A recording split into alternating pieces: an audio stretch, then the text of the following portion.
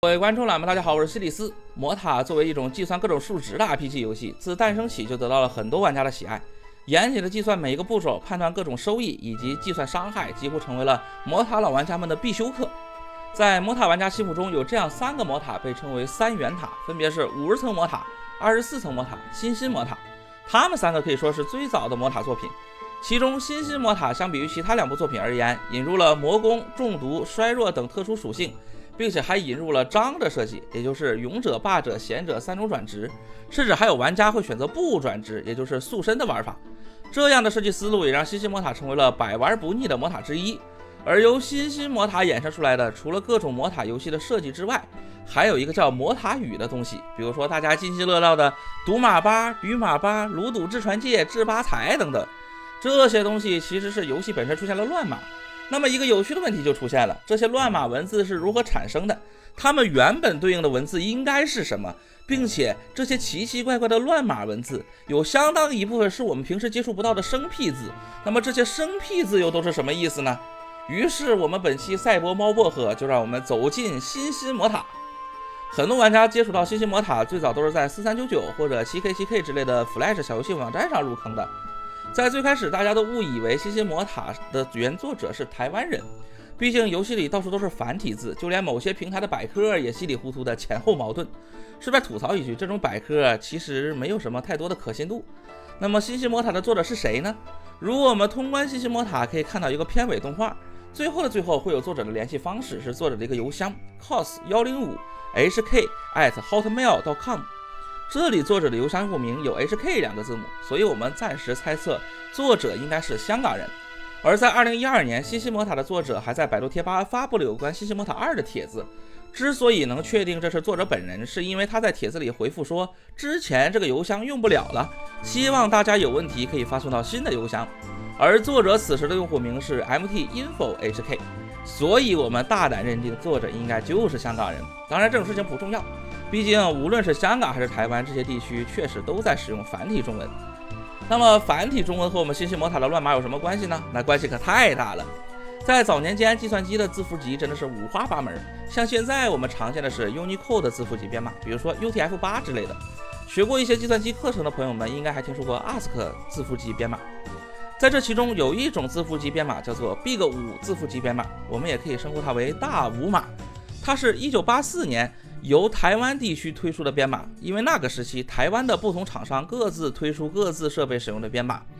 它们互相之间并不能兼容，所以由此引发的问题也是相当之多。这个大5码的字符集编码相当于繁体中文在计算机的世界里书同文了，大家都用这套编码就好做兼容了。比如说光荣公司旗下的三国志系列游戏，什么三国志11之类的，如果游玩繁体中文版想要自定义一个新武将，就需要使用大5码的输入法，直接用我们简体中文的输入法敲进去就是乱码。而我们之前常用的是 GPK 编码，和那个大5码是不同的一套字符集编码。那么这会发生什么问题呢？我们都知道笨笨的计算机最本质上只能存储0和1，这就好比我们要传递情报，现在密信来了，写密信的人让我们看第3行第5个字，但是我们和写密信的人用的不是同一套密码本，这会导致我们这边第3行第5个字根本就不是人家原本写的那个字，于是乎乱码就出现了。我们的新星魔塔就是这样的情况，它原本使用的就是繁体中文环境下的大5码，但是等到游戏文件流传到我们简体中文环境之后，字符集编码不同，就全是乱码了。那么我们有没有什么办法能够让这个乱码的新星魔塔展示出来它原本应有的模样呢？有的兄弟，有的，这就需要借助我们的神秘妙妙工具了。有这样一个软件叫做 LE， 它可以让我们模拟其他的语言编码环境来打开应用程序，所以我们只需要让我们的 Flash 播放器切换为繁体中文，那么再打开新星魔塔的文件，就能顺利见到原汁原味的不乱码的新星魔塔了。有一些东西因为曾经的乱码导致我们并不清楚原作者给它起的名字是什么，所以借着这个好机会，就让我们看看可能被我们误解的东西。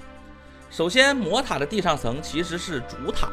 地下层叫地下，那几个隐藏层才是叫魔塔。红血瓶叫商药，而蓝血瓶叫高级商药。3种基础钥匙其实是黄锁匙、蓝锁匙、红锁匙。说到这个，似乎在我们使用闽南语和粤语的某些地区，确实有把钥匙叫做锁匙的方言。那么可以3种钥匙一样给一个的钥匙盒，其实是魔法之匙。而仙子给的可以去17楼打开秘密通道去拿章的钥匙，其实叫神秘之匙。可以解除中毒状态的叫抗毒剂，可以解除衰弱状态的是火酒。其他还有一些和我们平时习惯性称呼不一样的东西，不过大家早就已经有约定俗成的叫法了，我们就不用一一举例了。毕竟我们还有更重要的事情要做，那就是如何学习魔塔语，也就是我们的乱码。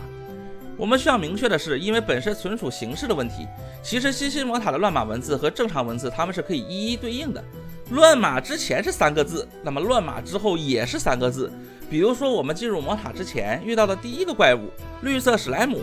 它的魔塔语是后向下的括号空格 D 在上面的横线，这5个字符就刚好对应绿色史莱姆这5个字。所以如果蝙蝠的魔塔语是娇娇，那么假设有绿蝙蝠这种怪物的话，那么它的魔塔语应该是后娇娇，就是这个意思。那么这个时候有帅气的吴彦祖就要问了，那为什么魔塔语里面经常有空格呢？这是因为不是每一个字都能在另一种编码体系里刚好有对应的字符。这就像我们去外卖柜里取外卖，外卖员说放到了第4排的第7个柜子里，结果我们楼下的外卖柜就只有3排，所以我们拿不着外卖，当场被气昏了。这种空格就是这么来的。当然在新星魔塔的 Flash 版本里，这些没有对应文字的乱码展示出来的是一个空白，有一些地方碰到这种情况展示出来的是一个框。比如说在帝国时代2里，波西米亚拥有一个特殊单位叫做榴弹炮，但是因为榴这个字在游戏的简体中文的字符里没有，所以展示出来的就是一个框，然后弹炮也经常被大家戏称为口弹炮。于是新星魔塔里最经典的双手剑士，它的魔塔语是蛮，日语的猫糖，最后一个是空白，在有的地方展示出来的就是一个框，所以就成为了大家的熟知的蛮猫堂口。现在我们已经学会了如何学习和使用魔塔语，但是我们还有一个新的问题，这些魔塔语乱码有一些像娇娇、赌马八这种，我们平时都认识它们，但是这乱码里还有好多不认识的字，比如说卢赌、智传界、繁蝶这种，它们我们平时都没怎么见过，或许可能唯一见过就是在新星魔塔的乱码里见过这个字。所以这些生僻字、异体字在我们的现代汉语词典里到底是什么意思呢？这就不能问我了，刚好我有个哥们儿对汉字颇有造诣，所以接下来有请盐铁筒子，让筒子哥来给大家介绍一下这些奇奇怪怪的汉字的正确读音以及相关释义。继续来学习治俄语，上回我们已经学到了家照，我们继续学。大家好啊，我是你们的熟悉的又不太熟悉的盐铁筒子。那么今天呢，我将亲手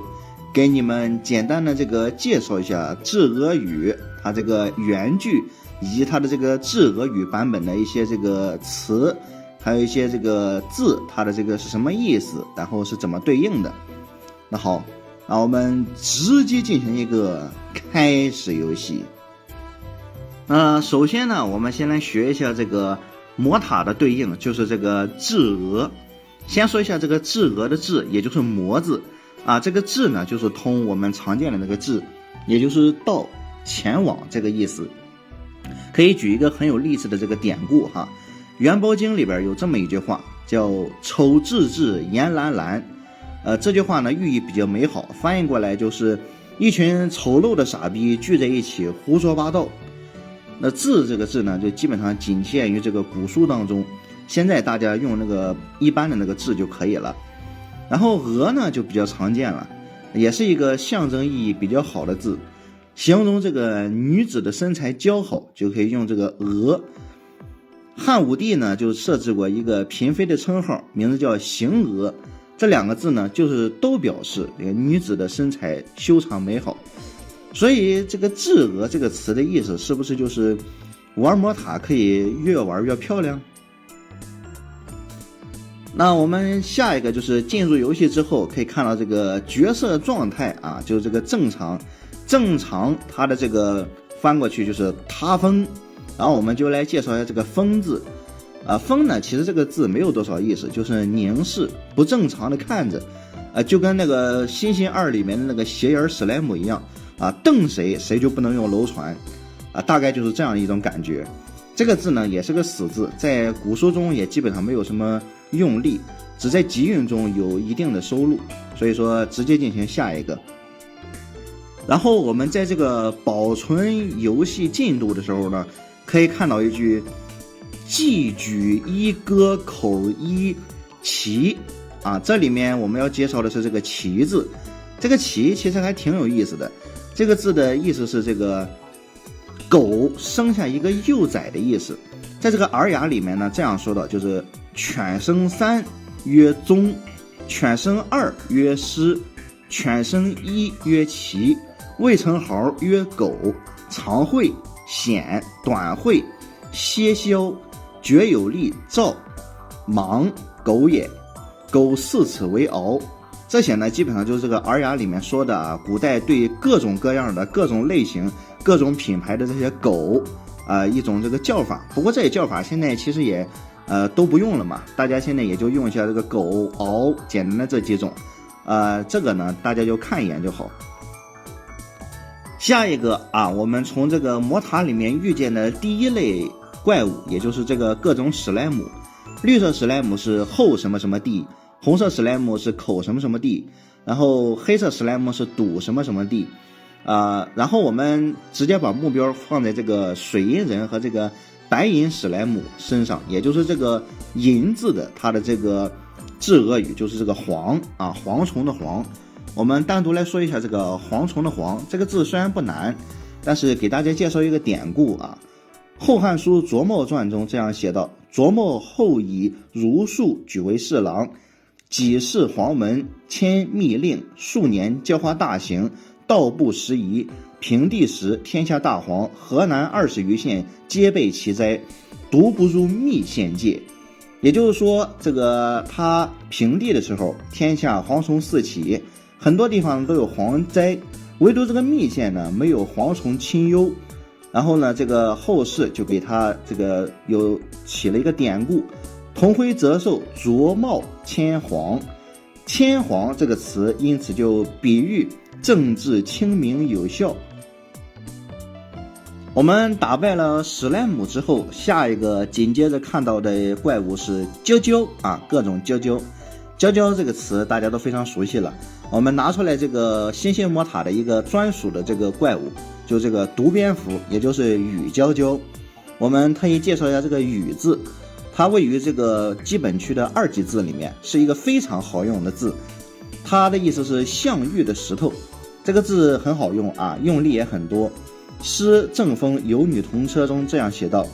配有举羽，所以纳肩。大代礼记宝符中这样写道：上车以河鸾为节，下车以佩玉为度，上有双横，下有双簧，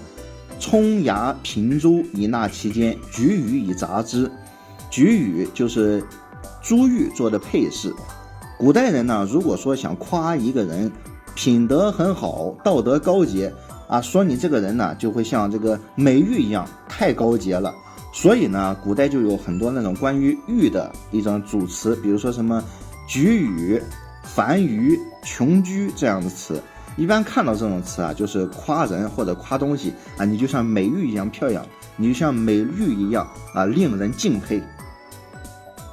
我们打败了蛟蛟之后，下一位遇到的这个怪物是什么呢？没错，就是守着这个铁剑的至传界啊。当然我们的重点放在这个至传界当中的这个蛟蛟者，也就是这个鲁赌至传界，就是那位在这个10楼的神秘大人物啊，这位更是重量级啊，大明星选手。鲁这个字呢，原音应该是念吕，也就通这个吕还有这个吕也就是野生的稻谷的意思。它的本字呢，应该就是这个鹤字旁加个这个姓吕的吕的这个字。但是不少字典呢都收录了这个鲁音，念这个鲁呢，它可能是没有什么道理的，疑似是在这个近现代传抄过程中出来的读音。我喊了几位汉字爱好者朋友一起查啊，这个反查也没有查明白，到底是从哪儿开始的这个读音。总之呢，这个鲁赌至传界严格来说应该是念吕赌至传界，但是大家都叫这么多年了啊，就别改了，因为这个音它到底有没有不好说。然后是这个传字，这个字有3个读音，是这个川、传、串，有这个层词连传，也就是兔子奔跑的样子。它的本意呢，就是各种兽类奔跑的样子，就是不管什么野兽啊，都可以用这个川来代替它这个奔跑的样子。同时呢，也指这个野兽发情。有这样一句话啊：书类异路，心不相慕，聘川无家，观无世家，说的就是这个意思。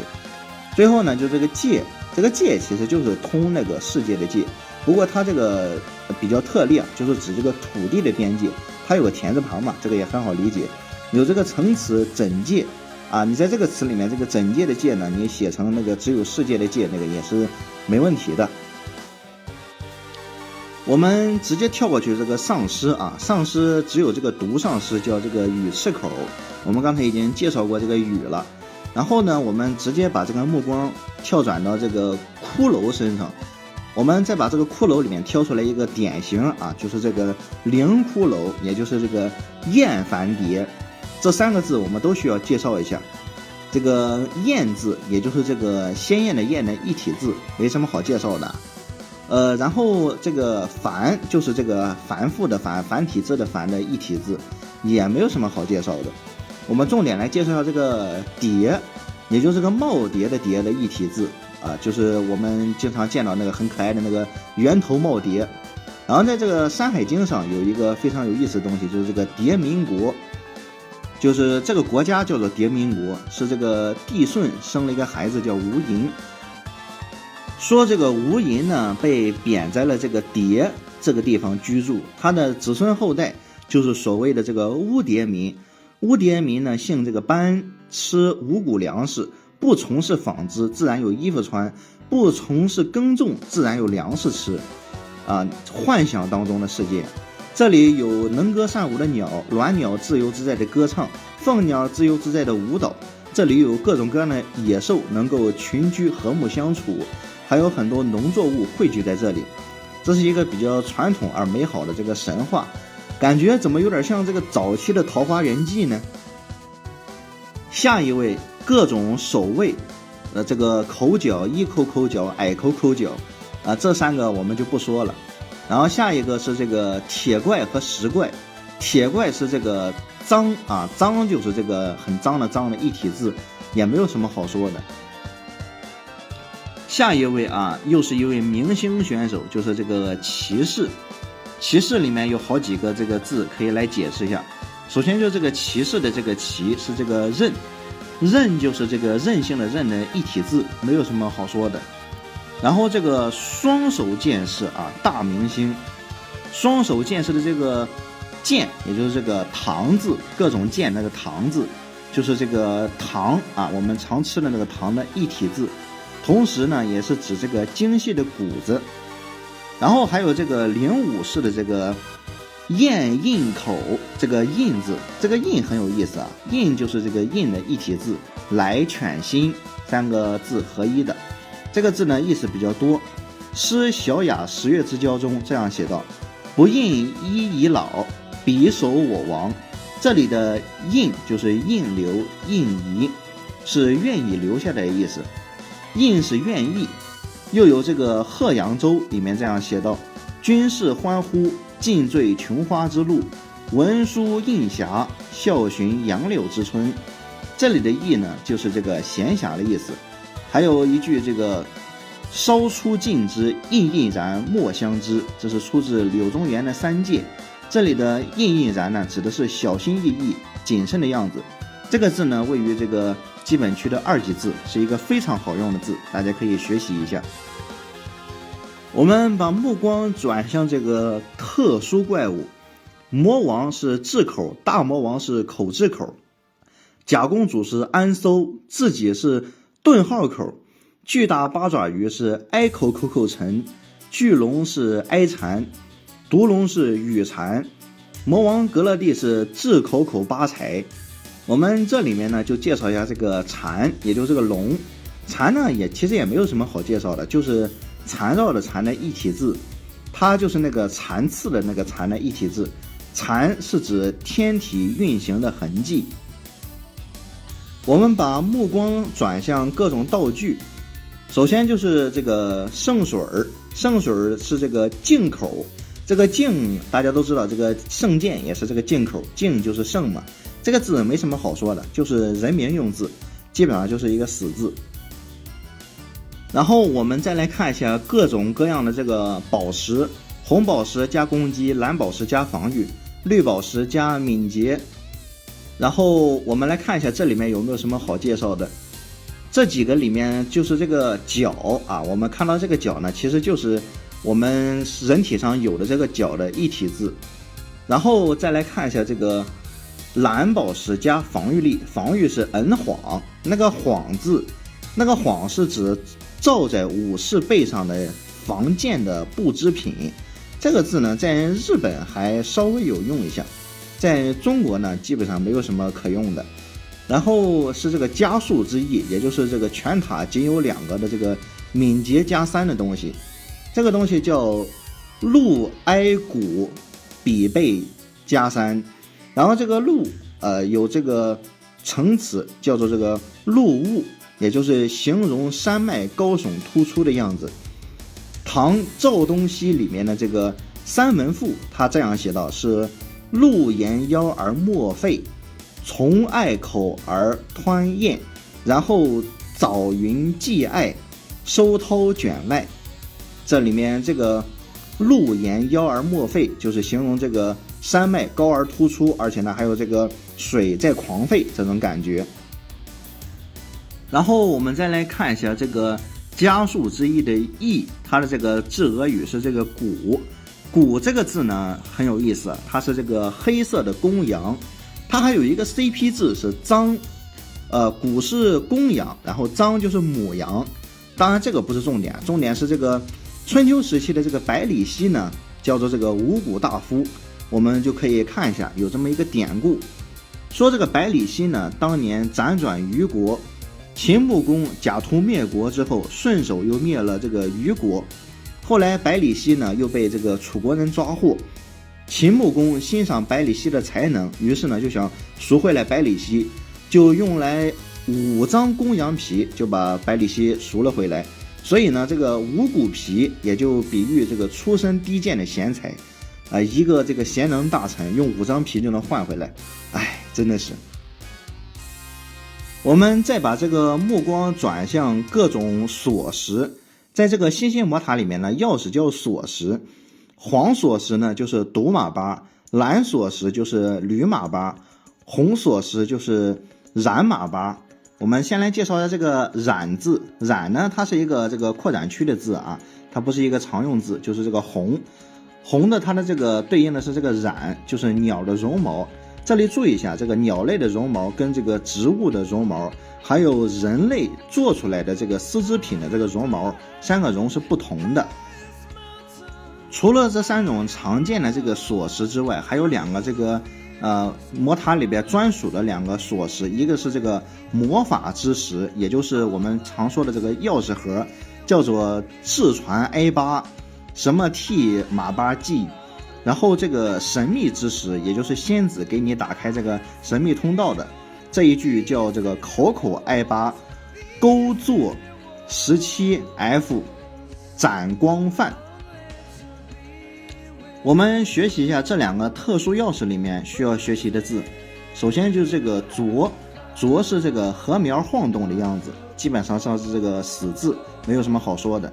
然后这个石加光，这个字有2个读音，可以念框，框的时候呢是这个波浪冲击石头的声音，念光的时候呢是有光泽的石头。南齐张荣的《海赋》中有这样一句极其拗口的一句话，叫这个呛敲光，折岭错峰，劳浪狼头，崩山相克就是用的这个有光泽的石头这么一个意思。然后这个斩就是传杯送斩的斩的一体字，这个没有什么可说的。我们魔塔里面呢还有2个这个特殊道具，一个是这个抗毒剂，一个是这个活酒，也就是我们经常说的这个解毒瓶和解衰瓶。解毒瓶它是这样说的：抗毒剂恢复毒状态，上面写的是 K 鱼井口雀鱼口风，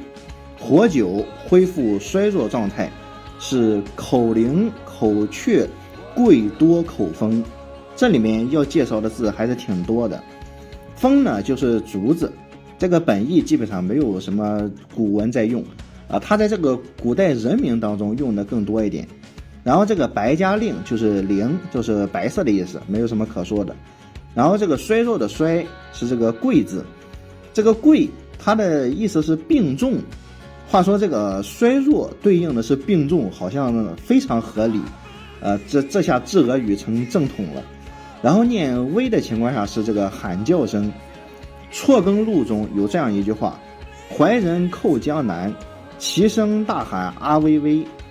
也就是个孤正啊，这个不好说。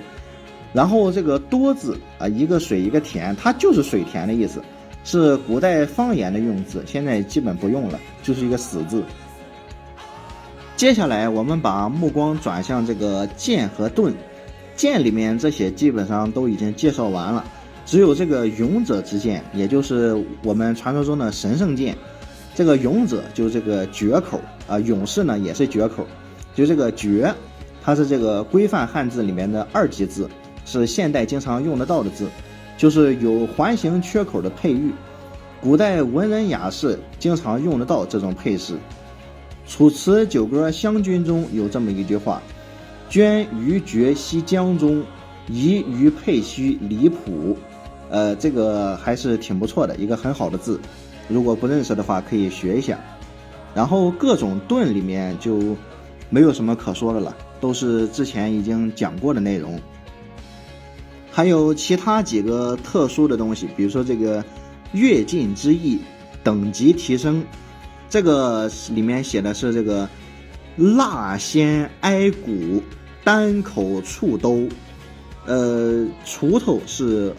为蝉，宝石锄头是脚后为蝉，金币200块是这个口贵200恶。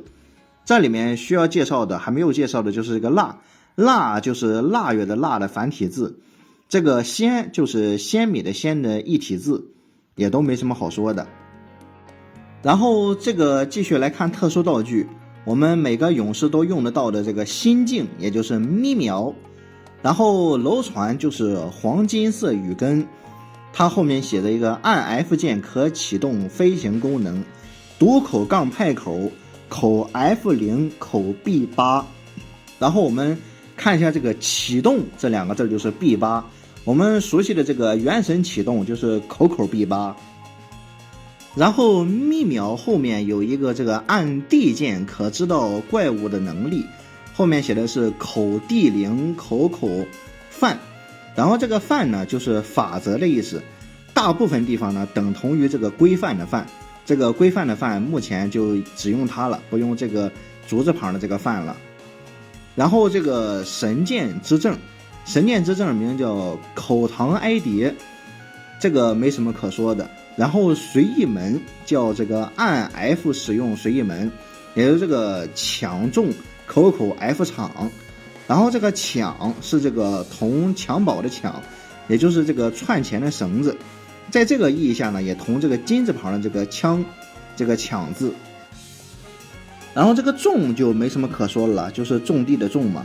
然后3种章，镶有钻石的章是续替背齁口侧，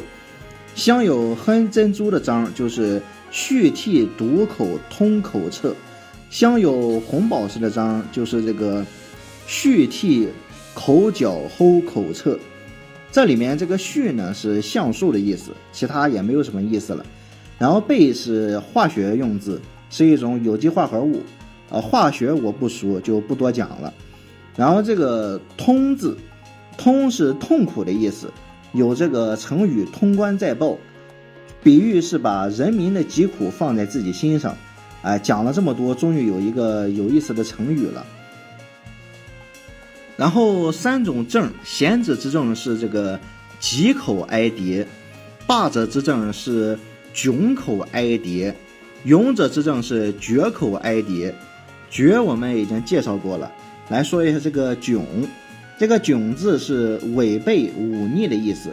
它的这个字的读音比较杂，有好几种这个读音，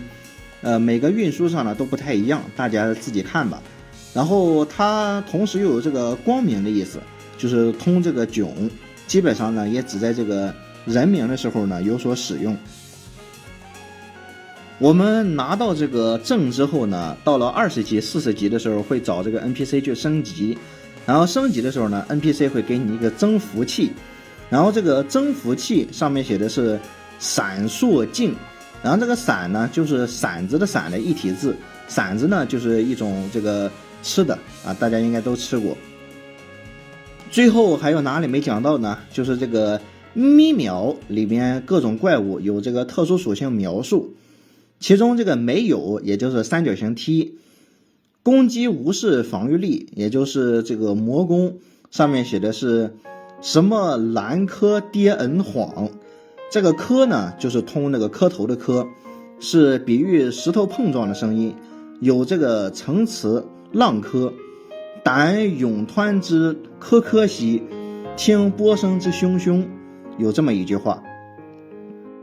下一个是这个多段攻击，多段攻击它叫口昏什么兰，这个昏呢就是珲春的一体字，有这个吉林省延边朝鲜族自治州下辖县级市珲春，它的这个本意呢就是美丽的玉石。然后我们常说的这个坚固，它其实不是坚固，它是变硬，也就是跑质。我们来说一下这个质，质就是祭祀礼仪有秩序，仪式呢就是秩序的秩，单分出一个这个特殊意思出来，就是为专门表达这个祭祀秩序用的一个质。我们把游戏打到最后啊，智口口八才也死了，然后进入这个神秘的魔塔8楼，就会见到这个黄金白银史莱姆，他们上面写的是这个特殊战斗，也就是这个众口居矮，这也是我们今天要介绍的最后一个字，就是这个众。然后有一种病呢叫赤重，是一种病，症状为手脚痉挛、口眼窝斜啊，我没有得过，不太清楚。总之这个字呢，它是一个这个专有名词用的字嘛。那我们本次的智俄语小课堂我们就先学到这里，同学们下课。想必看到这里，魔塔语就已经熟练掌握了。那么不妨让我们来一个小测验，看看大家的学习成果如何。启用魔塔语为图中如下的东西命名，看看是不是都搞清楚了。这些乱码在诞生之初仅仅是因为计算机的字符集编码的不兼容，早年间的一些日版游戏也会出现类似的乱码问题，这种乱码的存在反而给谢谢魔塔蒙上了一层神秘的面纱。随着计算机行业的不断发展，现在已经很难在正式的游戏或者软件里见到这种成群结队的乱码大军了，这或许也是独属于那个时代的情怀吧。